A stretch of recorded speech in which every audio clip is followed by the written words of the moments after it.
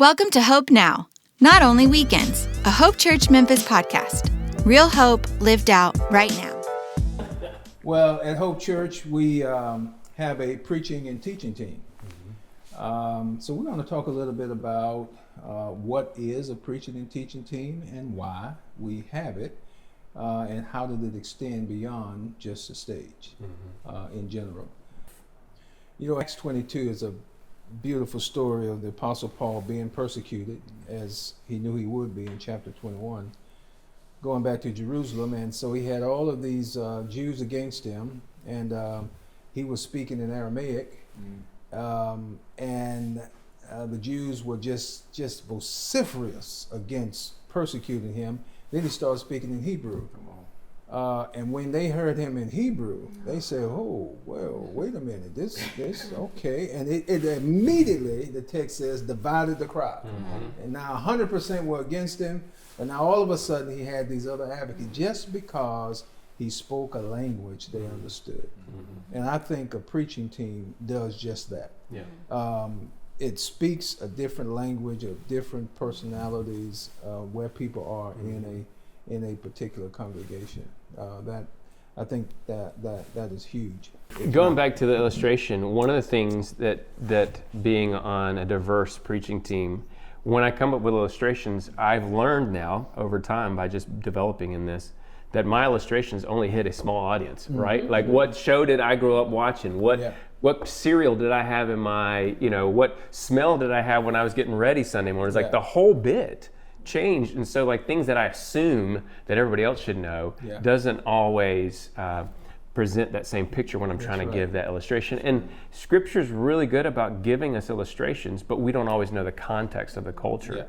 And so what's really cool about these kind of things is I actually get to celebrate in a new way how it displays itself in what you grew up in or what you grew up in. So instead of having mac and cheese every night, I get to have steak and green beans and greens and mashed potatoes and coffee, whatever the case may be, like a full course meal when we have a diverse approach to this preaching. Well, I've said this in another podcast we did about how I try to even share my points before I present them publicly with my daughter who's in college, with a millennial, with just different type of age groups, say, and cultures. Hey, tell me what you're hearing. Help me tweak this a little bit. Is this clear? Do I need to say it a different way? Am I being sensitive enough to another gender? Or am I leaning more onto my band and purposes? So I've done that with my kids, and I wrote the best sermon that you would ever want to hear. And I was sitting down with my kids. They were young adults. And I was telling them about the sermon and the illustration when I used to deliver Yellow Pages and the experiences that I had with that. And great story. I mean, powerful. You would never. Sure. And my favorite oldest daughter, who was about 19, said, "Dad, that is wonderful. You might want to explain what Yellow Page That's what I was saying. I was just like, what is a Yellow Page? I got one of those in the mail the other day. I'm like, I assume, and that's what I assumed that everybody would identify with the Yellow Pages. I mean, how could you not? But she was so kind and said, you might want to explain what Yellow Pages are so people can really get that. Did you explain?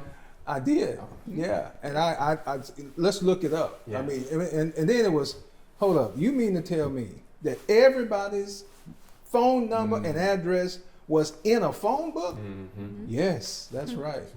They had no box for that. That's great. I think Pastor brings up a good point that we also have to be open to having some pushback, general pushback. That, hey, you might need to either exclude this or include something that you didn't think through. I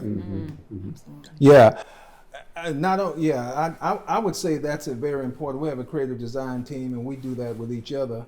You got to have thick skin. I mean, some people will say it publicly, and then others will pull you aside privately and said, you might want to think about X, Y, Z. So you do have to be sensitive to that and have thick skin when it comes to that. It's not really a comment, it's just another thought that comes up where as we try to be intentional about making sure the message lands on all the ears that are listening. You know, I just want to make a clear distinction. We are not trying to tickle every ear that's sitting. That's a great phrase. Tickle every ear. Yeah. Because that's not the win. Yes. Right. I mean, we want you to understand the text, right? We want you to wrestle the text, but sometimes the text constructs us and corrects us. And so that might not be fun to hear, even though the imagery makes sense to me now. Yeah. As opposed to like, oh, that ain't for me. Like, no, it is for you. I landed the illustration right. We preached the word right. It just might be harder. So yes, we need to have thick skin, but our goal isn't to make sure everybody likes what we're saying also. Yeah, and that's tough too. Yeah, you're not trying to appease or assuage people as far as that's concerned. You hear me say sometime, I'm not trying to step on anybody's toes, but I'm not trying to miss anything. Yeah, that's a good one. So you just have to be careful there. All of us, a couple of weeks ago, went on a preaching team retreat in Philadelphia, and we were thinking through sermon preparation for 2026, if the Lord lets us live. And on that trip, we had a chance, not just the preaching team, but some others as well, to sit through, think through whatever our sermon series is going to be for 2026. How did that help you, or what did you learn from that? You mentioned accountability before, but what was your takeaway from that trip and how it impacts our sermon preparation? I'll start. Yeah, I got a bone to pick with you, but go ahead. Yeah, there are several, I think. Same theme. There were several. I think I have about 5 or 6 pages of journal entries, things that the Lord pressed into my heart. But one of the big things was just family. And I don't want that to sound cliche, and I know we've got, but family, like as we were hearing theologians teach and as we were visiting historic places or even just simply walking down the street together, there was this just intense notion of like, these are my brothers and they are looking out for me. And it just, I walked away, and I've been here for 20 years. I know Hope is my family, but there was something beautiful about this team and this family that we had experiencing these things together, and it was an amazing gift. Beautiful. Yeah. You know, in this in the week we did devos. Each person that was in the event did devotionals, and it's funny because there were some that did a devotional. I was like, I don't like that. You know, they weren't doing anything incorrect. It was just like, I don't like the way you're taking it. I don't like da. But it was in the text. That's right. And so for me, it's just mindful, because it was really important to some of them in that area. To stop and go, okay, you may not like it, but listen to what God is using the same text in a different way for them. And they weren't construing the text at all. So that was one thing, just to remind me to be patient and be mindful of what that message needs to be heard from and in them, what they value. But secondly, we got to visit Mother Bethel. Don't get me started. I know. Well, I'm not going to put you. I'm not going to put you out on the spot. But to see you just as a brother in Christ and on this preaching team, and see and know your story come full circle, to be trained in a beautiful tradition in the faith, and then also see you grow in how this team looks. I don't know, it just gave me an ecumenical appreciation of God's faithfulness in all of our diversity. And we have a tendency to divide too quickly because it's hard and it's hard to understand, and I don't, and we have our biasness for different reasons. But just to see you take a moment to pause, man, I'll remember that for the rest of my life. It was beautiful because I got to see, for lack of a better word, behind the curtains or what developed you. Yeah. And we don't always get to see that as individuals and pastors, and so it was a sweet moment for me. And for the audience, Mother Bethel is a AME church, the first AME church in America in the 1787. But so that was a major part of your tradition. Yeah. For me, that experience reminds me to stay grateful. And I actually have my joy stirred by seeing other people grateful. So watching certain people who were with us for the first time, they got to see us joke around and clown, and I was enjoying that. Yeah. We would make those side comments like, look at him. Yeah. That's good there. So just a sense of gratitude. Yeah. For me, it's always, Lord, what are you saying now? Yeah.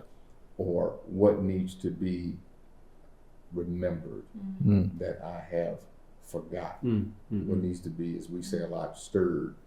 So I get quiet a lot. Yeah. Like I joke when it's time to joke, but a lot of times I'm sitting there just, as Pastor said, cogitating. But I'm thinking, and most of my thoughts are thoughts of gratitude. Now, I'm the oldest person at the table, oldest person in the room, oldest person in the church. But I can remember, this is the second iteration of a preaching team we've had. When I came in 2010, we started this concept with the founding pastor, Dr. Richard Craig Strickland, senior associate pastor, Dr. Eli Thomas Morris, and then I was added to the mix. And we intentionally would go away together, whether it was whatever place it was, and spend 4 or 5 days having fun, getting to know each other. And when you think about Paul, Barnabas, James, John, I mean, they didn't have jetliners. They walked together, or they sailed on ships occasionally. They spent a lot of time together, thinking, praying, even arguing, developing strategy and so forth. And so Hope is developing a rich tradition of having preaching teams, and I'm enjoying seeing this second iteration of that team as well. So I'm enjoying this second iteration of the preaching team here now. Glad I could be a part of 2 of them.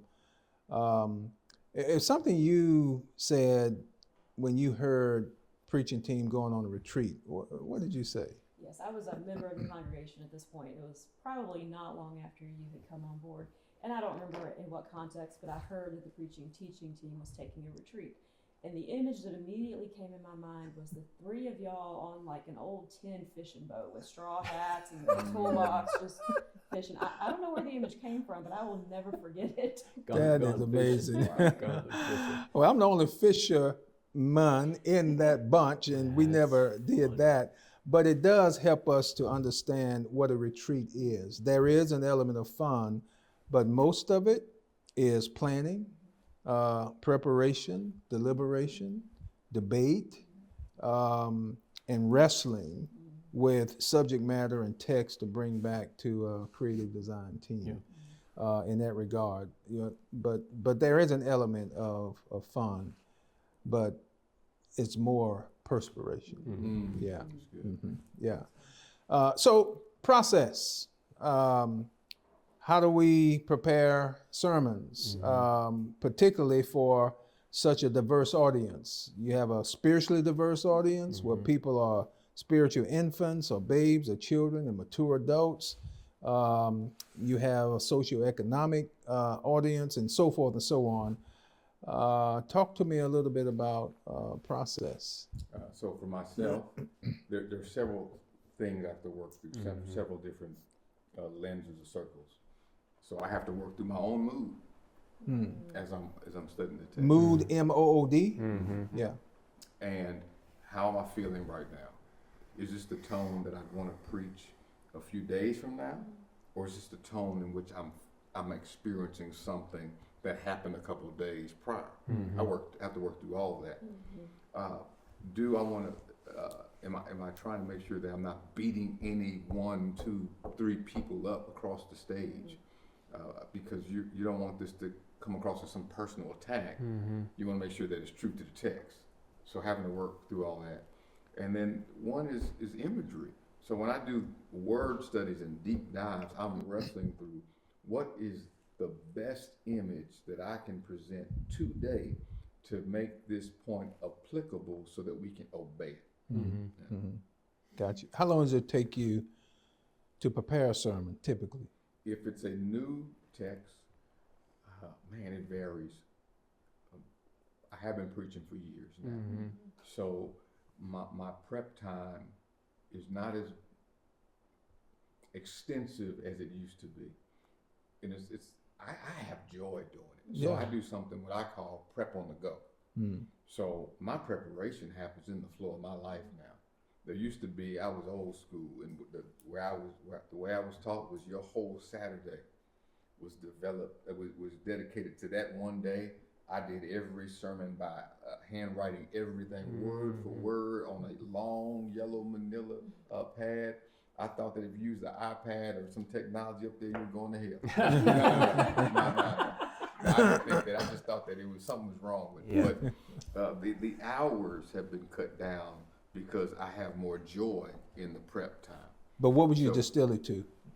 If I had to, man, it might take me, if it's uninterrupted time, it could be 3 to 5 days. But it doesn't have to be together. It may be here, a little bit here, a little bit that, putting that together. So, you're the math guy. I'm a word guy. So you can make some hours. What is 3 to 5 days uninterrupted? And that's 24 hours, maybe 40. Yeah. But you're not using an entire 8-hour day. What about your preparation time and then your process? Typically, a rule of thumb, when I'm having a harder time wrestling with the text, and that could be understanding the context, understanding the application, and it could be, I like what you said, mood, where I'm wrestling with my own faith, not doubts, but just like what this relationship looks like and how am I applying this text to my life and understanding. And so sometimes if it takes a longer, it's more like 20 hours of sitting down and writing. In my flow, when it's a fully well-rounded, and I think it hits all the areas that needs to hit, it's 15 hours. And at worst, when I say worst, I mean if I'm short on time, I have to minimum get 8 to 10 hours on it.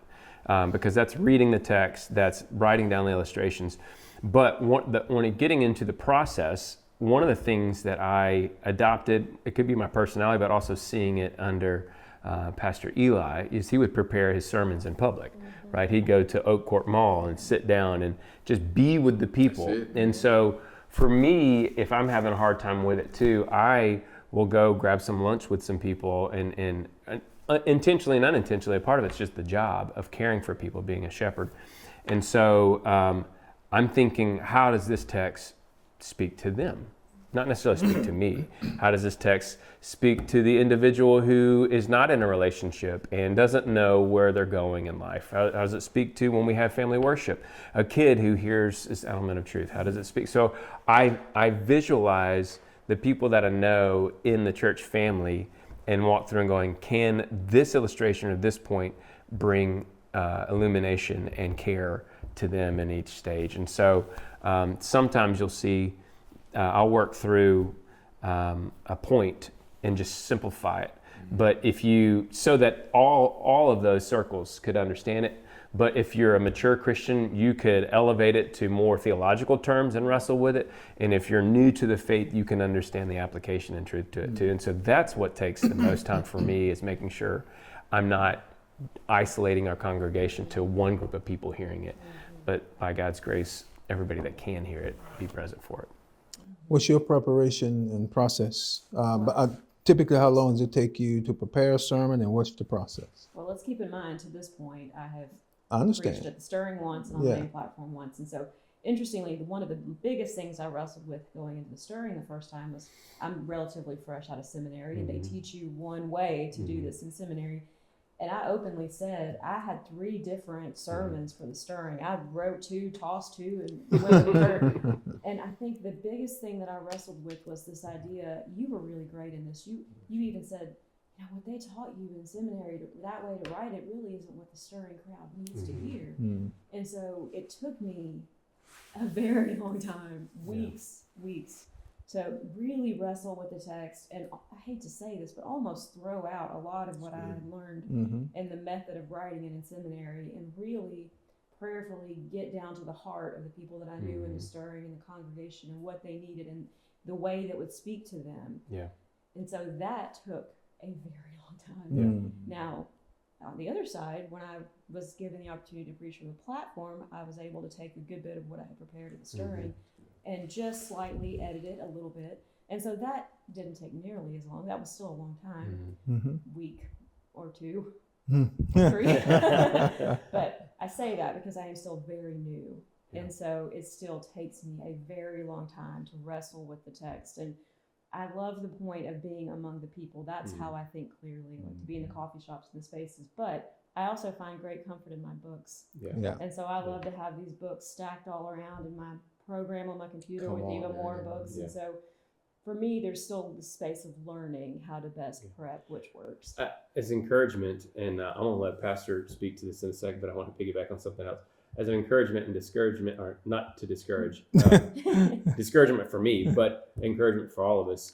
We still throw out sermons from time to time, because Pastor Rufus might go, "No, God said go this direction. We're going to go wholly," So that's a part of the learning process as well. But I'm glad that you brought up the books part too, because I think sometimes, depending on which church tradition you grew up in, you think, oh, they're just preaching from the Bible and their own personal experiences. When we could probably all talk about the library, digital and or physical library, of hundreds and hundreds of books. I mean, it's fun to walk in your office when you're preaching that weekend. I kid you not, you got 20 books laid out, open and highlighted. And you like the physical books in there, and you can smell the old pages and the history. I'll start with my digital library, which has over like 1,300, but I really only use like 10, go back to. So it's important for people to know we're not only bringing our experience and sitting and wrestling with the text, like we're looking across generations of different theologians that are going, hey, this is what someone said during the Reformation. This is what someone said during this era of Christianity. This is what someone said in this region of the world. So it's a diversity of who we're trying to read from too, to get insight and wisdom in that, because we can't, if we just do it in a think tank, then it's not going to reach the people, because we have to be mindful that we have a global faith, not just a Memphis faith or an American faith, but that we are a part of a kingdom that is far broader than our small scope as well. Join us next week for a new episode on this topic. Thanks for listening to Hope Now, because hope isn't just for weekends, it's for life right now. Worship with us on the weekends and connect with us online at Hope for Memphis or hopechurchmemphis.com.